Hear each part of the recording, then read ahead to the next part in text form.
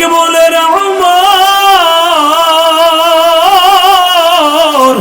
বুঝতে পেরেছি এই লোকটা আমার নবী ছাড়া কেউ নয়, বুঝার বাকি নাই যে লোকটার কান্নার কারণে আজকে 3-4 দিন হয়ে গেল রে উট বকরিগুলা খাবার খায় না। যেই লোকটার কান্নার কারণে আজকে 3-4 দিন পর্যন্ত উট বকরিগুলাও কান্না বন্ধ করে না রে। আমি আবু বকরের বোঝার বাকি নাই, এই লোকটা আমার নবী ছাড়া কেউ নয়। এবার হযরত ওমর আবু বকর দুইজনে মিলিয়া পাহাড়ের দিকে রওনা করে যায়। পাহাড়ের উপরে দৌড়াইয়া দৌড়াইয়া উঠবেন। নবীজির বিরহ বেদনার কারণে এতটাই দিলের ভিতরে নবীজির প্রেম ভরা, পাহাড়ের দিকে উঠতেছে, দৌড়াইয়া উঠতেছে, উঠতে উঠতে মাঝে মাঝে হোঁচট খায় জমিনে পড়ে যায়। তবু একটা মুহূর্তের জন্য থামিয়া থাকে না, হোঁচট খেয়ে পড়ে যায়, উঠিয়া আবারও দৌড় মারি। পাহাড়ের উপরে যায় দেখি দয়ার নবী মায়ের নবী আমার সেজদার ভিতরে পড়িয়া পড়িয়া উম্মতি উম্মতি বলে কান্দে। সুবহানাল্লাহ বলে জোরে লা ইলাহা ইল্লাল্লাহ লা ইলাহা। আসমানের মালিক যে আল্লাহ, আসমানের মালিক যে আল্লাহ, জমিনের মালিক সে আল্লাহ। লা ইলাহা লা ইলাহা ইল্লাল্লাহ লা ইলাহা লা ইলাহা ইল্লাল্লাহ মুহাম্মাদুর রাসূলুল্লাহ সাল্লাল্লাহু আলাইহি ওয়াসাল্লাম। আলহামদুলিল্লাহ, বরাটিয়া দারুল উলুম কওমি মডেল মাদ্রাসা এর উদ্যোগে আজকের এই বিশাল বার্ষিক ইসলামী মহাসম্মেলনের সম্মানিত সভাপতি, প্রধান অতিথি, বিশেষ অতিথিবৃন্দ এবং আমার সামনে উপবিষ্ট আল্লাহ পাক রব্বুল আলামিনের আশিকিন, যাকিরিন, মুহিব্বিন, মুরব্বিন আওয়াম এবং পর্দার অন্তরালে আমার সম্মানিতা মা ও বোনেরা, মোহতারাম হাজিরিন, আলোচনা শুরু করার পূর্বে আপনাদের কাছে একটা কথা জিজ্ঞাসা করতে চাই। আপনারা বলেন তো, এই মাহফিল কি প্রতিদিনই হয়? প্রতি মাসেই তো হয় না? তাহলে প্রতি বছরে একবার, কথা ঠিক না? অন্যান্য বছরের মতো আজকেও এই জান্নাতের বাগানে আসতে পেরে আমরা সবাই খুশি না বেজার? আরো আওয়াজে বলতে হবে, খুশি না বেজার? যদি দিল থেকেই খুশি হয়ে থাকি, মালিকের দরবারে দুইটা হাত তুলে দেখায় দেন তো দেখি কে কে খুশি। লিল্লাহি তাকবীর, নারায়ে তাকবীর। আল কোরআনের আলো, আল হাদিসের আলো। আপনারা শেষ পর্যন্ত থাকবেন না ভাগবেন?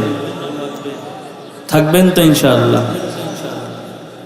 আল্লাহ তাআলা আমাকে বলবার মতো, আপনাদেরকে শুনবার মতো হিম্মত এবং তৌফিক আল্লাহ দান করুন। সবাই বলি আমিন। মোহতারাম হাজিরিন, এই গোটা পৃথিবীতে আপনি আমি যত মখলুক, যত সৃষ্টিকুল আপনি আমি দেখতেছি, এই দুই চোখ দিয়ে যত দূর আপনি আমি দেখি অথবা না দেখি, বলেন তো পৃথিবীতে যত মখলুক আছে সমস্ত মখলুকাতের খালিক কে? আর আওয়াজে বলেন। আপনাকে আমাকে কে বানাইছেন? আসমান কে বানাইছেন? জমিন।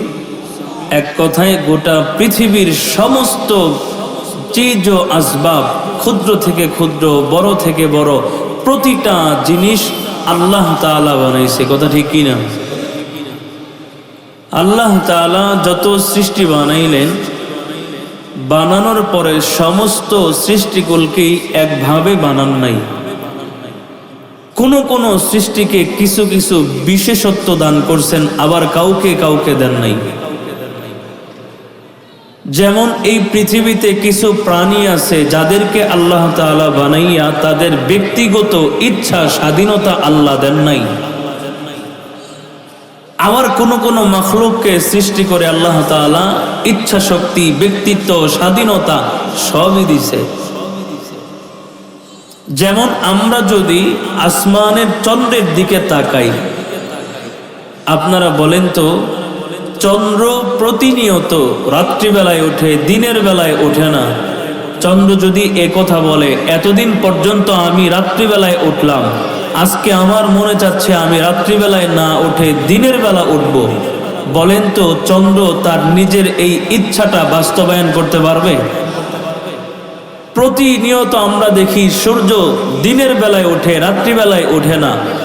বলেন তো সূর্য যদি বলে এতদিন পর্যন্ত আমি দিনের বেলায় উঠলাম, রাতে উঠি না, আজকে মনে চাচ্ছে আমি দিনে না উঠে রাতে উঠব, বলেন সূর্য তার এই ইচ্ছাটাকে বাস্তবায়ন করতে পারবে? কেন পারবে না? কারণ আল্লাহ তাআলা এই মখলুকগুলাকে সৃষ্টি করে তাদের ব্যক্তিত্ব, তাদের ইচ্ছা শক্তি, স্বাধীনতা শক্তি আল্লাহ তাআলা তাদেরকে দেন নাই। কথা ঠিক না? আবার এক শ্রেণীর প্রাণীকুল আল্লাহ তাআলা বানাইছেন। আল্লাহ বানাইছেন ঠিকই, বানানোর পরে আল্লাহ তাআলা তাদেরকে স্বাধীনতাও দিছেন, ইচ্ছা শক্তিও দিছে, কিন্তু তাদের এই স্বাধীনতা এবং এই ইচ্ছা শক্তিটাকে বাস্তবায়নের ক্ষমতা তাদের হাতে আল্লাহ দেন নাই। যেমন পশু পাখি, আপনি একটা গরুর গলায় রশি লাগাইলেন, গরু অথবা ছাগলের গলায় রশি লাগাইছেন আপনি, রশিটার এক মাথা গরু অথবা ছাগলের গলায়, আরেক মাথা আপনার হাতে।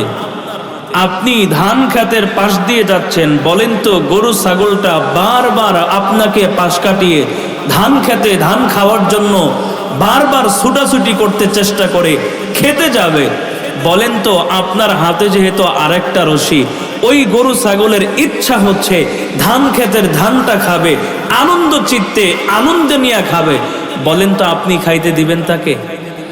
আপনি খাইতে দিবেন? তার মানে গরু ছাগলের ইচ্ছা শক্তি আছে, কিন্তু তাদের ইচ্ছাটা বাস্তবায়ন করা অথবা ব্যক্ত করার ক্ষমতা তাদের নাই। কথা ঠিক না?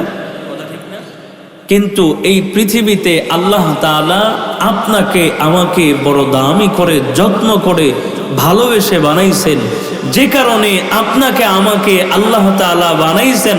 বানানোর পরে আল্লাহ তাআলা আপনাকে আমাকে ইচ্ছা শক্তিও দিছেন, স্বাধীনতাও দিছেন, এবং এই ইচ্ছা শক্তিটাকে বাস্তবায়নের ক্ষমতাও আল্লাহ দিছে। সুবহানাল্লাহ বলেন। একমাত্র পৃথিবীতে যত সৃষ্টিকুল আপনি আমি দেখি, তার ভিতরে বলেন তো সমস্ত আশরাফুল মাখলুকাত, সমস্ত সৃষ্টিকুলের ভিতরে আশরাফুল মাখলুকাত কাকে বলা হয়েছে? গরু ছাগলকে? আমার কথা বুঝতেছেন নিও ভাই আপনারা? আশরাফুল মাখলুকাত কাকে বলা হয়? পাহাড়কে? চন্দ্রকে? আসমানকে? তাহলে কাকে বলা হয়? আপনাকে আমাকে, অর্থাৎ মানব জাতিকে। তো পৃথিবীতে যত প্রাণীকুল আছে কাউকে আশরাফুল মাখলুকাত বলা হয় না, আপনাকে আমাকে বলা হয়। কেন? কারণ হচ্ছে আল্লাহ তাআলা অত্যন্ত দয়া করে, যত্ন করে, মায়া করে, ভালোবেসে আপনাকে আমাকে বানিয়েছে। ঠিক কিনা বলেন? যে কারণে তো আমার আল্লাহ জানায় দেয় রে বান্দা তাকায় দেখ, আসমান আমি আল্লাহ বানাইলাম, আসমান আমি আল্লাহ বানাইয়া এ কথা বলি নাই। ওয়াসসামাউ লি, আসমান আমি আল্লাহর, জমিনও আমি আল্লাহ বানাইলাম, জমিনটাও বানাইয়া আমি আল্লাহ বলি নাই। ওয়াল আরদু লি, জমিন আমি আল্লাহর, অতঃপর সমুদ্র নহর আমি আল্লাহ বানাইলাম, সমুদ্র নহর বানাইয়া আমি আল্লাহ বলি নাই। ওয়াল বাহরু ওয়ান নাহরু লি, সমুদ্র নহর আমি আল্লাহর, অতঃপর চন্দ্র সূর্য আমি আল্লাহ বানাইলাম, চন্দ্র সূর্য বানাইয়া আমি আল্লাহ বলি নাই। ওয়াশ-শামসু ওয়াল কমারু লি, চন্দ্র সূর্য আমি আল্লাহর। এক কথায় গোটা পৃথিবীতে তামাম সৃষ্টি আমি আল্লাহ বানাইলাম, একটা সৃষ্টিও বানাইয়া আমি আল্লাহ আমার দিকে নিসবত করে বলি নাই এই জিনিসটা আমি আল্লাহ। কিন্তু বান্দা শুধুমাত্র তোকে বানাইয়া আমি আল্লাহ পবিত্র কোরআনের ভিতরে ঘোষণা করে দিলাম, কুল ইয়া ইবাদি, এর বান্দা তুই আমি আল্লাহ। কারণ এই দুনিয়ার কোন জিনিসের প্রয়োজন আমি আল্লাহর নাই।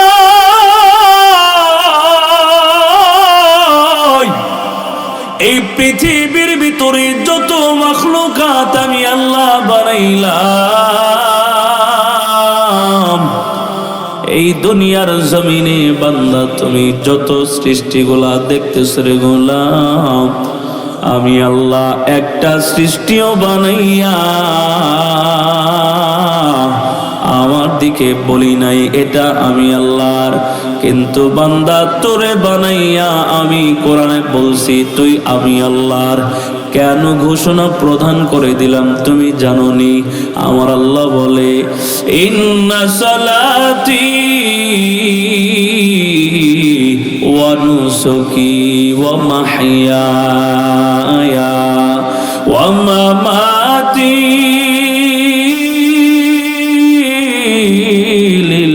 লিল্লাহি রাব্বিল আলামিন। আমার আল্লাহ জানা দেয় রে মুসলমান, ভালো করে শুনিয়া না,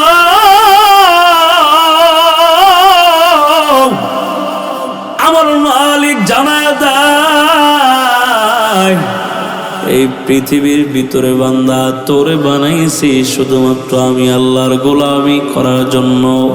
আরে বান্দা, আমি আল্লাহর গোলামি না করিয়া বান্দা তুমি কোন দিকে চলো? এ মুসলমান, এই দুনিয়াতে আমার আপনার আল্লাহ আপনাকে আমাকে আল্লাহর গোলামির জন্য বানাইছে। আর আপনি আমি গোলামি না করিয়া আপনি আমি গুনার মাধ্যমে সুসজ্জিত হয়ে যাচ্ছি। আমার মালিক জানা দেয় রে বান্দা, খবরদার,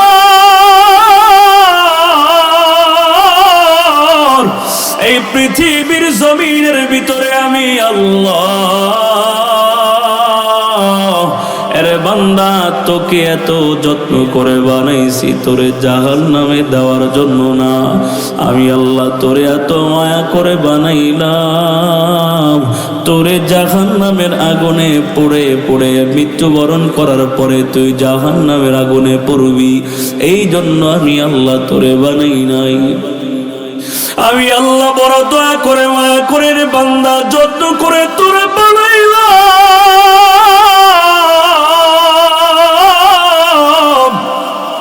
আমি আল্লাহ ভালোবাসা দিয়া, প্রেম দিয়া, দয়া মায়া দিয়া বান্দা আদর করে যত্ন করে তোরে বানাইছি জাহান্নামে পড়ার জন্য নয়। আরে বান্দা, তুই আমি আল্লাহর গোলামি করে করে আমি আল্লাহকে রাজি খুশি করিয়া জান্নাতে দাখিল করাইয়া আমি আল্লাহ তোকে আমার জান্নাতের মালিক বানায় দেওয়ার জন্য তোরে বানাইছি। এই জন্য মুসলমান ভালো করে শুনিয়া নাও রে গোলাম,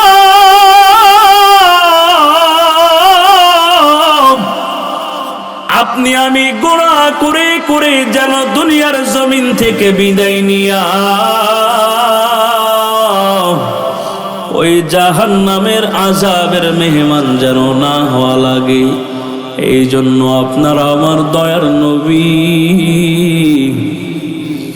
আপনার আমার মায়ার নবী এই দুনিয়াতে যতদিন পর্যন্ত বেঁচে ছিলেন, নবী আমার এই দুনিয়াতে বাঁচিয়া থাকা অবস্থায়ও আপনার আমার জন্য কান্না করেছে উম্মতি উম্মতি বলি।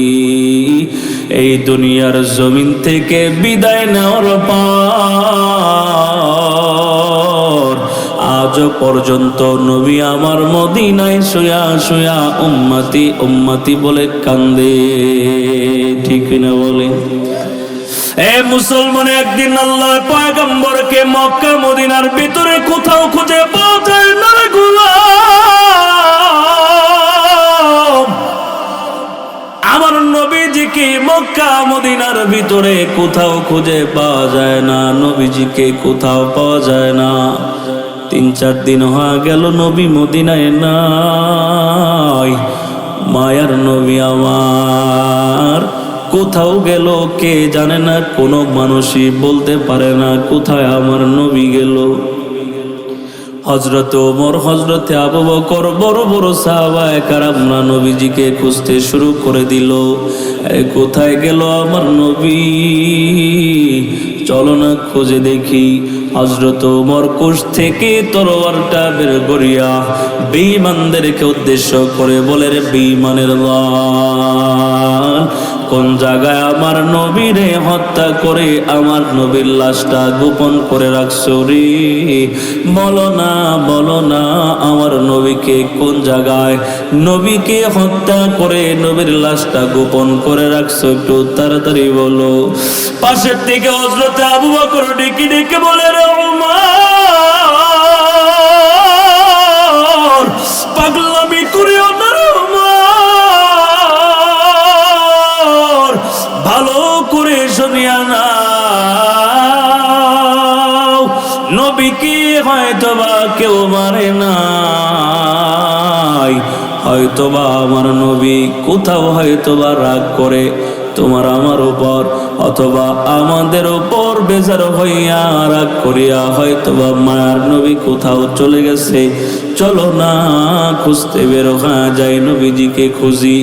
আবু বকর, ওমর আর অন্যান্য সাহাবায়ে কেরামরা নবীজিকে খুঁজতে শুরু করে দিল। খুঁজতে খুঁজতে এমন একটা অবস্থানে চলে গেছে রে গোলাম, একটা রাখাল মাঠের ভিতরে উট বকরি গোলা চড়াচ্ছে। ওই মাঠের ভিতরে মরুভূমি এলাকা, কিন্তু কিছু কিছু ঘাস পাওয়া যায়, কিছু কিছু অল্প অল্প করে করে ঘাসটা গজাচ্ছে। ওই রাখাল উট বকরির শরীরে চাবুক দিয়া আঘাতের পর আঘাত করে, যাতে করে উট বকরি গোলা খাবার খায়। কিন্তু ওই রাখাল যতবারই উট বকরি গোলার শরীরের ভিতরে আঘাত করে, উট বকরি গোলা খাবার খায় না। উট বকরি গোলা একটা মুহূর্তের জন্য খাবার খায় না। শুধু খায় না তাই নয়, অঝরে কান্নার পর কান্না করতেছে। এবার হযরতে আবু বকর ডেকে ডেকে বলেন, ভাই আমার, বলো না আমার নবীজিকে কোথাও দেখছনি? বলো না আমার নবীজিরে কোথাও দেখছনি? আজকে 3-4 দিন হয়ে গেল আমার দয়ার নবীকে কোথাও খুঁজে পাই না। রাখাল এবার জবাব দেয়, এরে আবু বকর, ওমর, তোমার নবীজিকে আমি দেখি নাই, বলতেও পারবো না কোথায় গেছে বা দেখতেও কেমন। হয়তো বা আমি রাখাল তোমাদের কোনো উপকার করতে পারবো না, কিন্তু ভাই আমার একটু উপকার করে দিবেন রে ভাই।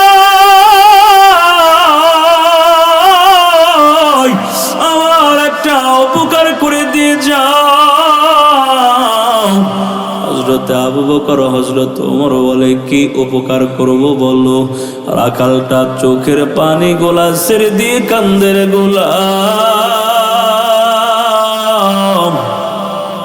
কাদো কাদো কণ্ঠে ডেকে ডেকে বলে আবু বকর এর উমর, ওই যে তাকায়া দেখো আমার উটবুকটিগুলো আজকে 3-4 দিন হয়ে গেল কান্নার পর কান্না করতেছে, খাবার পর্যন্ত খায় না। আজকে 3-4 দিন পর্যন্ত আমার উটবুকটিগুলা খাবার খায় না রে আবু বকর। ওই পাহাড়ের উপরে একজন ব্যক্তি সেজদায় পড়ে পড়ে কান্না করতেছে, ওই লোকটার কান্নার কারণে আমার উটবুকটিগুলা খাবার খায় না রে আবু বকর।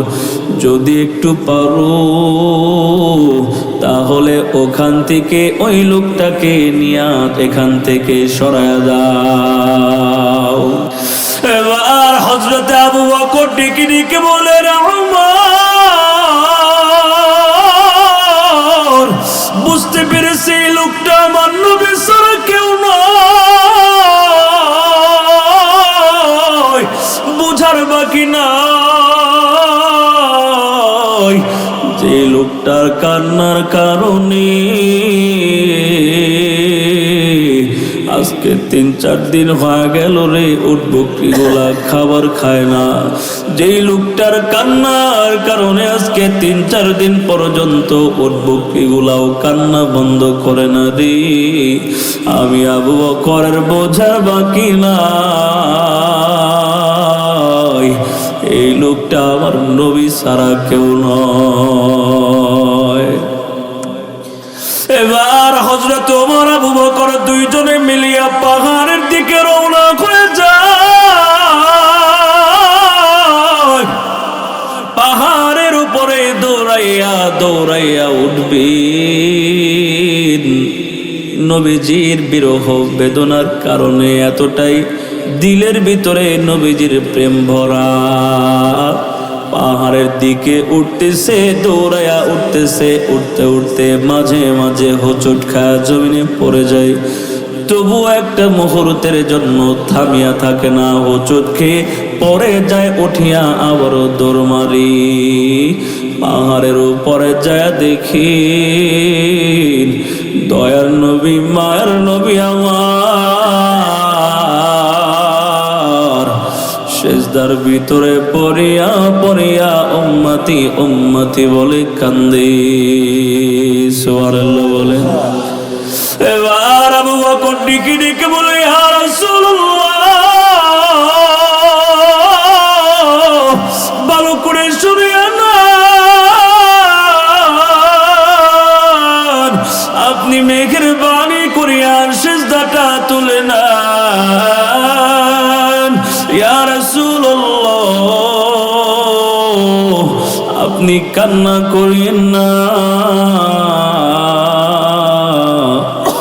আপনার কান্নার কারণে আমি আবু বকর সহ্য করতে পারি না গো নবী, একটু তাকে দেখেন না, আপনি কান্না করলে আবু বকর সহ্য করতে পারে না, একটা সাহাবীও সহ্য করতে পারে না গো পয়গম্বর, একটা সাহাবীও সহ্য করতে পারে না। নবী কান্না বন্ধ করিয়া সেজদাটা তুলে নেন, দেখেন না আমি আবু বকর আমার ওমর আসছে, নবী আমার সেজদাটা তুলে না, সেজদাটা তুলে নেয় না, কান্নার পর কান্না করতেছে। আবু বকর বলে ওমর বুঝতে পেরেছি আমার নবী আপনি সেজদা তুলবেন না,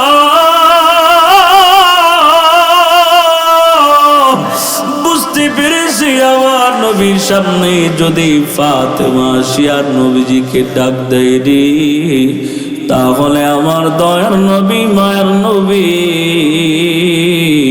হয়তোবা সেজদা থেকে মাথাটা তুলে নিবে। হযরতে ফাতেমার কানে খবর পৌঁছার সাথে সাথে পাগলের মতো আওলা বেশ হয়ে একটা দৌড় মারছে, বাবার সামনে আসিয়া দাঁড়াইয়া ডেকে ডেকে বলে বাবা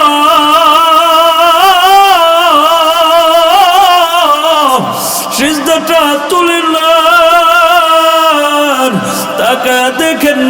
আমি ফাতেমা নবীজি ও বাবা আপনার সামনে আগমন করলাম, মেহেরবানি করে আপনি কান্দিন না, আপনি সেজদাটা তুলে নেন। নবী ফাতেমার কথায়ও সেজদা তোলে না, হযরতে আবু বকর হযরতে ওমর কারো কথায় সেজদা তোলে না। হযরতে ফাতেমা বলে বুঝতে পেরেছি আমার কলিজার টুকরা হাসান হুসাইন সারা চলবে না,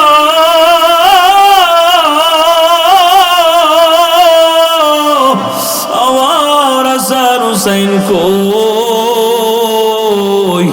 হাসান হুসাইন দৌড়াইয়া নানার সামনে এসে বলে নানা গো আর কান্না করবেন না, সেজদা তুলে না,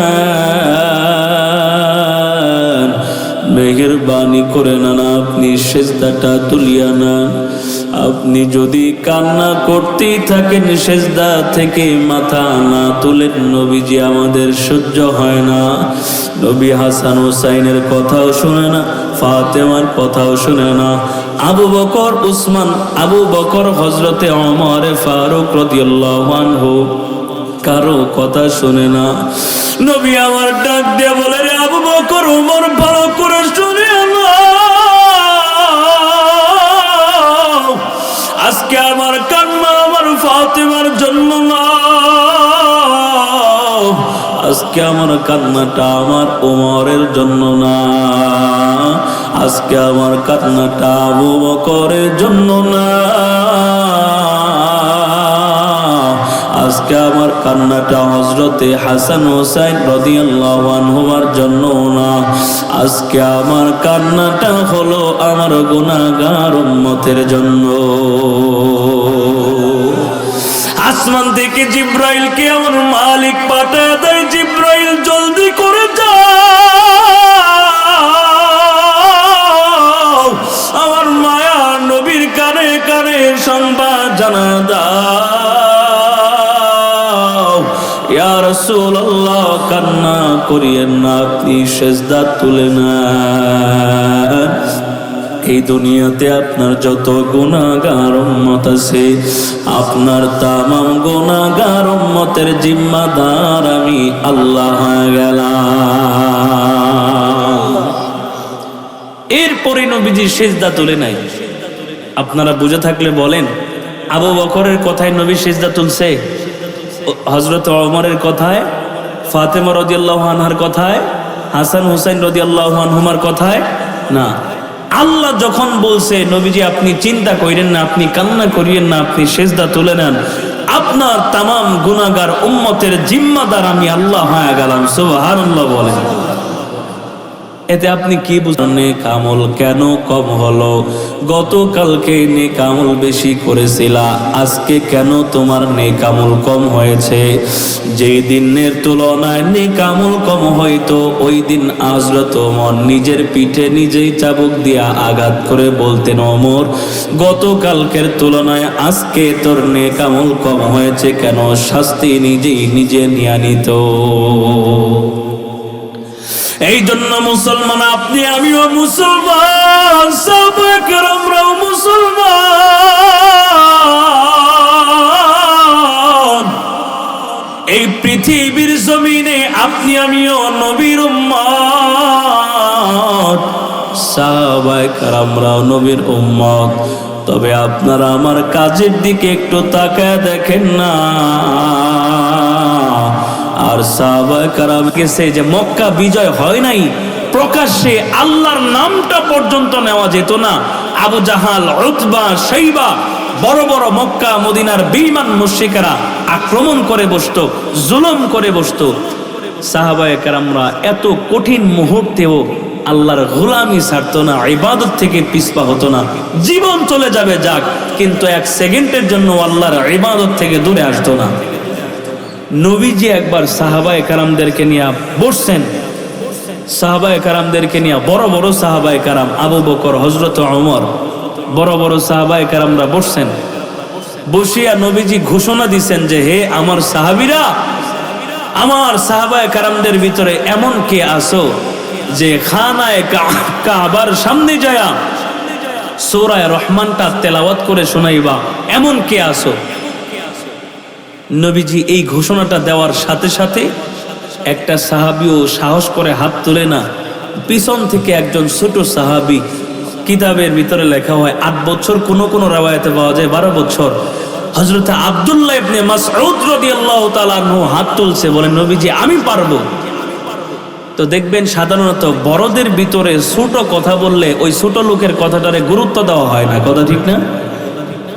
তো নবীজি আব্দুল্লাহ ইবনে মাসউদ রাদিয়াল্লাহু তাআলা আনহু ছোট হওয়ার কারণে হাতটারে থামায়া দিছে যে তুমি পারবা না, বসে যাও। নবীজি দ্বিতীয়বার ঘোষণা দিছে, দ্বিতীয়বারও আব্দুল্লাহ ইবনে মাসউদ হাত তুলছে, নবীজি থামায়া দিছে। তৃতীয়বার যখন নবীজি ঘোষণা দিছে আবারও হাত তুলছে, নবীজি আবার রাগ করে তৃতীয়বার রাগ একটু ধমকির শুরুতে বলে, আব্দুল্লাহ ইবনে মাসউদ বসে যাও, তুমি পারবা না। এই কথা বলে আল্লাহ রাসূল সাল্লাল্লাহু আলাইহি ওয়াসাল্লাম তাকে থামায়া দিছে। এখন আব্দুল্লাহ ইবনে মাসউদ রাদিয়াল্লাহু তাআলা আনহু নবীজিকে 3টা প্রশ্ন করছেন। কয়টা প্রশ্ন করছেন বলেন? 3টা প্রশ্ন করছেন। ইয়া রাসূলুল্লাহ, একে একে 3 বার আপনি ঘোষণা প্রদান করে দিলেন সূরা রহমানটাকে কানায় কাবার সামনে যায় তেলাওয়াত করব। ইয়া রাসূলুল্লাহ, একটা সাহাবীও হাত বাড়ায় নাই, আমি হিম্মত করে হাত বাড়াইলাম, তবু আমাকে থামা দিলেন। নবীজি 3 বার আপনার হাত আপনি এলান দেওয়ার পরে আমি 3 বারই হাত বাড়াইলাম, কিন্তু ইয়া রাসূলুল্লাহ আপনি আমাকে 3 বারই থামা দিলেন। নবীজি আপনার কাছে আমার 3টা প্রশ্ন। 1 নাম্বার, ইয়া রাসূলুল্লাহ আমাকে একটু জবাব দেন, আমি যে মালিকের কালাম তেলাওয়াত করব,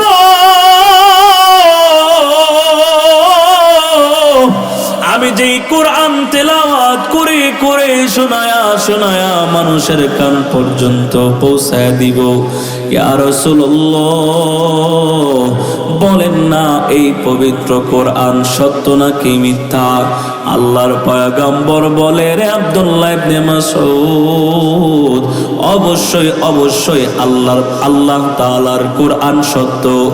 নবীজির কাছে আব্দুল্লাহ ইবনে মাসউদ দ্বিতীয় প্রশ্ন করে, আল্লাহর পয়গম্বরকে ডেকে ডেকে বলে, ইয়া রাসূলুল্লাহ আমার 2 নাম্বার প্রশ্ন হলো, আমি যে কালাম তেলাওয়াত করব আল্লাহ তাআলার কালাম, আমার আল্লাহ সত্য নাকি মিথ্যা? নবী বলে, আমার আল্লাহ সত্য। এবার 3 নাম্বার প্রশ্ন করে ডাক দেয়া বলে, ইয়া রাসূলুল্লাহ আপনি আল্লাহর পয়গম্বর সত্য নাকি মিথ্যা? নবী বলে, অবশ্যই আমি সত্য। আব্দুল্লাহ ইবনে মাসউদ ডেকে ডেকে বলে, ইয়া রাসূলুল্লাহ আপনি সত্য, আমার আল্লাহ বড় সত্য, আমার আল্লাহর কালাম বড় সত্য। তাহলে সত্য আল্লাহর কালাম, আল্লাহর কোরআন সত্য, আল্লাহ সত্য, আপনি নবীও সত্য। সত্য জিনিসগুলা তামাম মানুষের কানে কানে প্রকাশ্যে পৌঁছায় দিব, এতে কোনো বেঈমান মুশরিকের রাঙানো চক্ষুকে আমি ভয় পাই না। খারাপ লাগতেছে নিও ভাই? শেষ করে দিব ইনশাল্লাহ। আমি এখানে বলছিলাম আমাকে আগে দেন। অধিকাংশ জায়গায় এমন একটা সময় দিয়ে দেয় যে রাত্রিতে ঠান্ডা এবং শীত পড়ে বেশি, আস্তে আস্তে যদি ঠান্ডায় বাড়ি দেয়, ওয়াজ যতই ভালো হোক কাজ হয় না, আস্তে আস্তে ওঠা শুরু হয়। আমি বলছিলাম আমাকে 10:30টার দিকে দিয়ে দেন, আমাকে দিতে 11টার পরে উঠাইয়া দিয়েছেন। আস্তে আস্তে মানুষ তো এখন উঠবেই, 12টার পরে কেউ বয়ান শুনতে চায়, আবার ঘুমায়া যাবে, কথা ঠিক না? আল্লাহর পয়গম্বরকে একে একে 3টা প্রশ্ন করছে, নবীজি 3টারই জবাব দিয়া দিছে। এখন আল্লাহ রাসূল সাল্লাল্লাহু আলাইহি ওয়াসাল্লাম যখন দেখল আব্দুল্লাহ ইবনে মাসউদ ছোট সাহাবী, কিন্তু তার জজবা অনেক বেশি, সুবহানাল্লাহ বলেন। আপনারা বলেন তো অনেক সময় বড় মরিচের থেকে ছোট মরিচে জাল বেশি না কম? অনেক বেশি হয় না? নবীজি আব্দুল্লাহ ইবনে মাসউদের জজবা দেখে নবীজি বলছে, যাও তুমি তেলাওয়াত করো। খানায়ে কাবার সামনে যায় আব্দুল্লাহ ইবনে মাসউদ তেলাওয়াত শুরু করিয়া দেয়। আর রহমান আল্লামাল কুরআন খালাকাল ইনসানা আল্লামাহুল বায়ান। একের পর এক সূরা রহমান তেলাওয়াত চলছে তো চলতে আছে রে মুসলমান। এই সূরা রহমানের তেলাওয়াত চলতে চলতে তেলাওয়াতের আওয়াজটা আবু জাহালের কানে যায় বাড়ি দিছে। আল্লাহু আকবার। আবু জাহাল তেলাওয়াতটা শুনিয়া আবু জাহাল দৌড়ায় আব্দুল্লাহ ইবনে মাসউদের সামনে এসে দাঁড়ায় বলে, আব্দুল্লাহ এই মুহূর্তের ভিতরে কোরআন তেলাওয়াত বন্ধ করে বাড়িতে চলে যা, না হয়তো দুনিয়ার জমিন থেকে বিদায় করে দিব। এ মুসলমান, আব্দুল্লাহ ইবনে মাসউদ আবু জাহালের ধমকির সুর, আবু জাহালের রাঙানো চক্ষুকে ভয় পায় না। আবু জাহালের রাঙানো চক্ষুকে হযরতে আব্দুল্লাহ ইবনে মাসউদ ভয় না পাইয়া তিলাওয়াত করতে আসে। এক পর্যায়ে আবু জাহাল রাগান্বিত হইয়া আব্দুল্লাহ ইবনে মাসউদের ডান কানের ভিতরে একটা থাপ্পড় লাগায় দেয়। আব্দুল্লাহ ইবনে মাসউদের ডান কানের পর্দাটা ফাটিয়া টপ টপ করে রক্ত প্রবাহিত শুরু হয়ে যায়, জামা পর্যন্ত রক্তে লাল হয়ে যায়। তবু আব্দুল্লাহ ইবনে মাসউদ কোরআন তেলাওয়াত বন্ধ করে না। আবু জাহাল ডেকে ডেকে বলে, আব্দুল্লাহ ইবনে মাসউদ খবরদার তেলাওয়াত বন্ধ করিয়া দাও, না হয়তো এই মুহূর্তের ভিতরে দুনিয়ার জমিন থেকে বিদায় করে দিব। আব্দুল্লাহ ইবনে মাসউদ আবু জাহালের ধমকি না শুনিয়া একের পর এক সামনে আরো তেলাওয়াত চালা যায়। আবু জাহাল রাগান্বিত হইয়া আবার বাম কানের ভিতর আর একটা থাপ্পড় লাগায় দিছে। থাপ্পড়টা লাগানোর পরে বাম কানের পর্দাটাও ফাটিয়া টপ টপ করে রক্ত প্রবাহিত শুরু হয়ে যায়। দুনো কানের পর্দা ফাটিয়া গেছে। এবার আব্দুল্লাহ ইবনে মাসউদ রক্তমাখা শরীর নিয়া আমার নবীর সামনে দাঁড় হয়ে গেছে। নবীর সামনে দাঁড়ায় ডেকে ডেকে বলে, ইয়া রাসূলুল্লাহ, একটু তাকে দেখেন না, আপনার কথা মোতাবেক, আপনার কথা শুনিয়া আমি খানায়ে কাবার সামনে যায়া পবিত্র কোরআন তেলাওয়াত করলাম। কোরআন তেলাওয়াত করার অপরাধে আবু জাহাল আমি আব্দুল্লাহ ইবনে মাসউদের দুনো কানের পর্দা ফাটায় দিছে। ইয়া রাসূলুল্লাহ, দেখেন না আমার শরীরটা জামা পর্যন্ত রক্তে লাল হয়ে গেছে। কিতাবের ভিতরে লেখা হয় রে মুসলমান,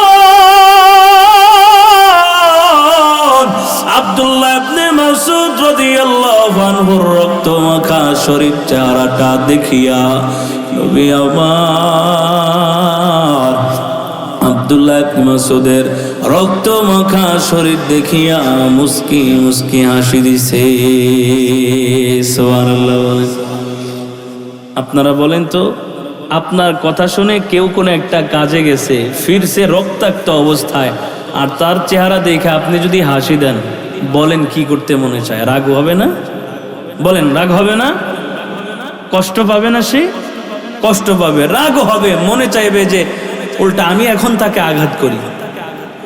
কিন্তু আব্দুল্লাহ ইবনে মাসউদ নবীজি তার চেহারা, রক্তমাখা চেহারা দেখিয়া নবী যে মুস্কি হাসি দিলেন, এটা দেখিয়াও সাহাবায়ে কারামদের মধ্য থেকে আব্দুল্লাহ ইবনে মাসউদ রাদিয়াল্লাহু আনহু কষ্ট অনুভব করেন নাই।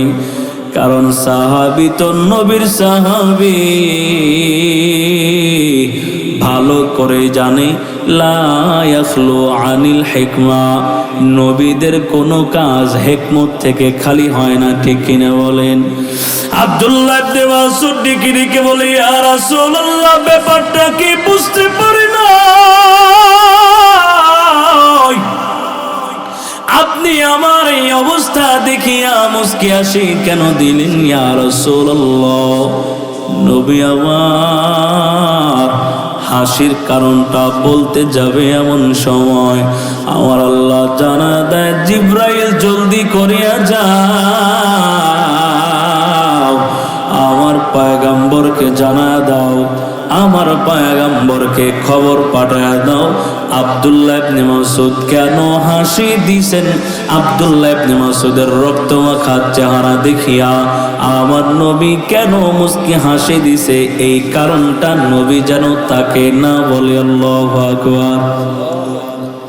এইভাবে যাইতে যাইতে বদরের যুদ্ধের সময় চলে আসছে রে গোলাম।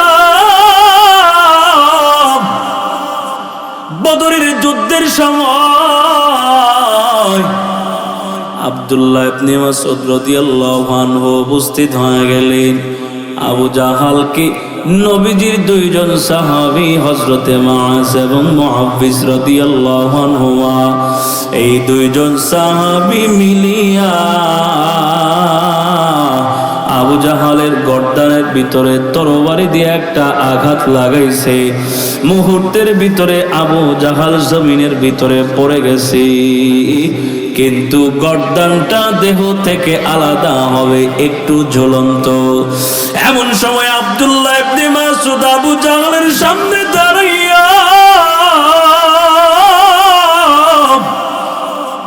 আবু জাহালের সিনার ভিতরে পাড়া দিয়া কানটার ভিতরে দইরা উপরের দিকে টান লাগাইছে। মুহূর্তের ভিতরে আব্দুল্লাহ ইবনে মাসউদের হাতের ভিতরে আবু জাহালের গর্দানটা উঠে আসছে। আল্লাহু আকবার, জোরে বলেন। আপনারা বুঝে থাকলে বলেন, আবু জাহালের গর্দানটা এখন কার হাতে? একজন সাহাবীর নাম বলতে পারতেছেন না আপনারা? নাম কি বলেন? আব্দুল্লাহ ইবনে মাসউদ রাদিয়াল্লাহু তাআলা আনহু। আব্দুল্লাহ ইবনে মাসউদ রাদিয়াল্লাহু আনহু আবু জাহালের গর্দানটা নবীর সামনে নিয়ে গেছে। নবীর সামনে নিয়ে ডেকে ডেকে বলে, ইয়া রাসূলুল্লাহ,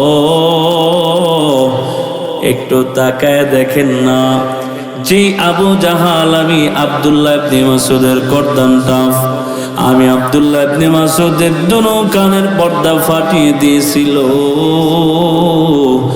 আজকে আমি আবু জাহালের গর্দানটা আপনি নবীর সামনে নিয়ে আসছি। এই যে আব্দুল্লাহ ইবনে মাসউদের হাতে আবু জাহালের কল্লা, এই দৃশ্য দেখিয়া মায়ের নবী আবারও মুস্কি হাসি দিছে। আপনারা বুঝে থাকলে বলেন, নবীজি কয়বার মুস্কি হাসি দিলেন? কয়বার দিছে? আব্দুল্লাহ ইবনে মাসউদ ডেকে ডেকে বলে, ইয়া রাসূলুল্লাহ, ব্যাপারটা কি বুঝতে পারি না, একে একে আপনি দুইবার মুস্কি হাসি দিলেন। প্রথমবার যখন আমি আব্দুল্লাহ ইবনে মাসউদের দুনো কানের পর্দা আবু জাহাল ফাটিয়ে দিয়েছিল, রক্তাক্ত চেহারা নিয়ে আপনি নবীর সামনে আগমন করলাম, তখন আপনি নবী আমাকে দেখি একবার মুস্কি হাসি দিয়েছিলেন, তখন কেন হাসি দিলেন এবং আজকেও কেন মুস্কি হাসি দিলেন, কারণটা জানতে চাই। আমার আল্লাহ বলে, জিব্রাইল জলদি করে নবীর কাছে যাও,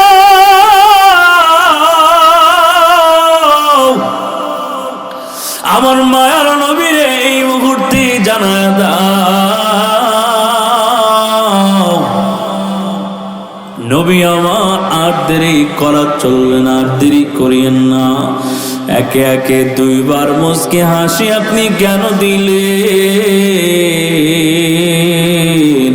হাসি দেওয়ার দোনোটা কারণ আব্দুল্লাহ ইবনে মাসউদকে জানায় দেন। নবী এবার এক নাম্বার জানায় দেন, আব্দুল্লাহ ইবনে মাসউদ ভালো করে শুনে না, যখন আবু জাহাল তোমার দুনো কানের পর্দা ফাটিয়ে দিয়েছিল, ওই সময় আমি নবী একটা মুস্কি হাসি দিয়েছিলাম। ওই হাসি দেওয়ার কারণ আজকে যে আবু জাহালের গর্দানটা তুমি আব্দুল্লাহ ইবনে মাসউদ আমি নবীর কাছে নিয়ে আসছো, এই ঘটনা যে ঘটবে এই কথাটা ওই দিনই আমার আল্লাহ বলে দিছিল আমারে।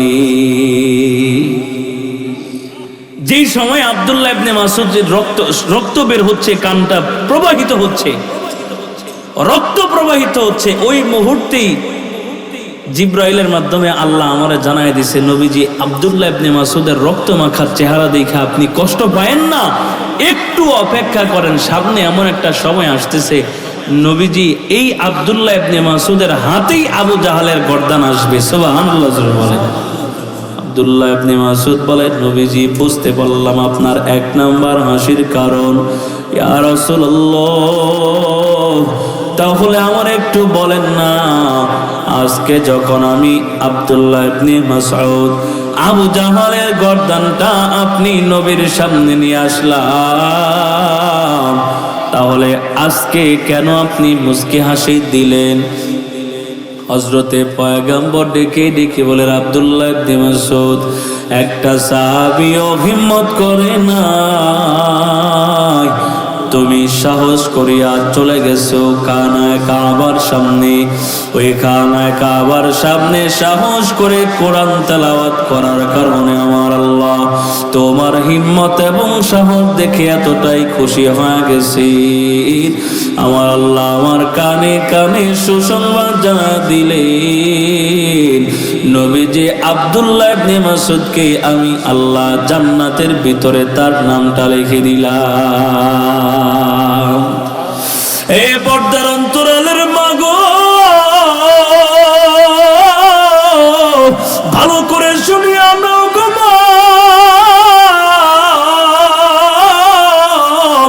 এই পৃথিবীর ভিতরে আপনারাও নারী হিসাবে আগমন করেছেন গো মা।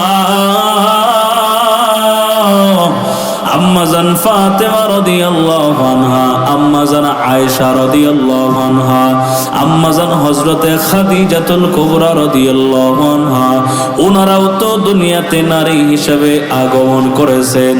ওগো মা, জীবনটাকে যদি পরিপূর্ণ জান্নাতীওয়ালা জীবন বানাতে চাও, তাহলে নারী সাহাবিয়াদের মতো জীবনটারে দুনিয়া থেকেই সাজায় নাও, তাহলে আমার আল্লাহ জান্নাতীদের কাতারে অন্তর্ভুক্ত হওয়া যাবে। ঠিক কিনা জোরে বলেন। এই ব্যাপারে শেষ কথা আমার নবী বলেন, আগের যুগের নারী সাহাবিয়াদের মতো বর্তমান সময়ে নারীদের তেমন কোনো কষ্ট করা লাগবে না।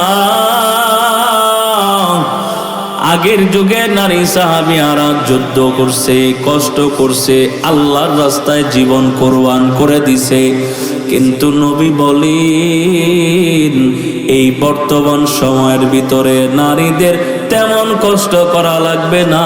যদি নারীরা 4টা কাজ করতে পারে, ওই 4টা গুণ যদি কোনো নারীর ভিতরে থাকে, ওই নারীকে আমার আল্লাহ এমন অবস্থায় পৌঁছে দেবে, আল্লাহ তাআলা জান্নাতের 8টা দরজা ওই নারীর জন্য খুলে দিবেন। قال رسول الله صلى الله عليه وسلم المرأة إذا صلت خمسها وصومت شهرها وحفظت فرجها وأطاعت بعلها। 4 নম্বরের ভিতরে 1 নম্বর কাজ দৈনন্দিন 5 ওয়াক্ত নামাজ যথাসময়, 2 নম্বর রমজান মাসের রোজা, 3 নম্বর নবী বলেন পরিপূর্ণভাবে পর্দা পালন করা, 4 নম্বর নবী বলে স্বামীর কথা মোতাবেক জীবনটারে সুসজ্জিত করা। এই 4টা গুণ যদি কোনো নারীর ভিতরে থাকে, আমার নবী বলে ফালতাদখুল মিন আই আবওয়াবিল জান্নাতি শাআত, ওই নারীর জন্য জান্নাতের 8টা দরজা খোলা হবে। আমার আল্লাহর পয়গম্বরের মাধ্যমে জানায় দেওয়া হলো, ওই নারীটা মৃত্যুবরণ করতে দেরি হবে, আমার আল্লাহ ওই নারীটার জন্য জান্নাতের 8টা দরজা খুলে দিতে দেরি করবে না। সুবহানাল্লাহ। ইনশাআল্লাহ সকলেই সমস্ত ধরনের গুনাহ ছাড়িয়ে দিয়া নেক আমল করতে প্রস্তুত আছি তো ইনশাআল্লাহ? সকলেই প্রস্তুত আছি তো ইনশাআল্লাহ? হাত তুলে দেখায় দেন তো দেখি, সবাই প্রস্তুত আছি তো ইনশাআল্লাহ? আল্লাহ তাআলা সকলকেই গুনাহমুক্ত জীবন গড়ার তৌফিক দান করুন, আমিন। খুব ভালো করে বুঝেন, নবীজি হাদিসের ভিতরে বলেন, একটা মানুষ যখন মৃত্যুবরণ করে তখন সমস্ত আমলের দরজা বন্ধ হয়ে যায়, তবে 3টা আমলের দরজা খোলা থাকে। 1 নাম্বার সাদাকাতুন জারিয়া। নবীজি বলেন, এই দুনিয়াতে থাকা অবস্থায় তুমি আল্লাহ তাআলার রাস্তায় যদি 1 টাকাও পর্যন্ত তুমি দান করে থাকো, তাহলে আল্লাহ রাসূল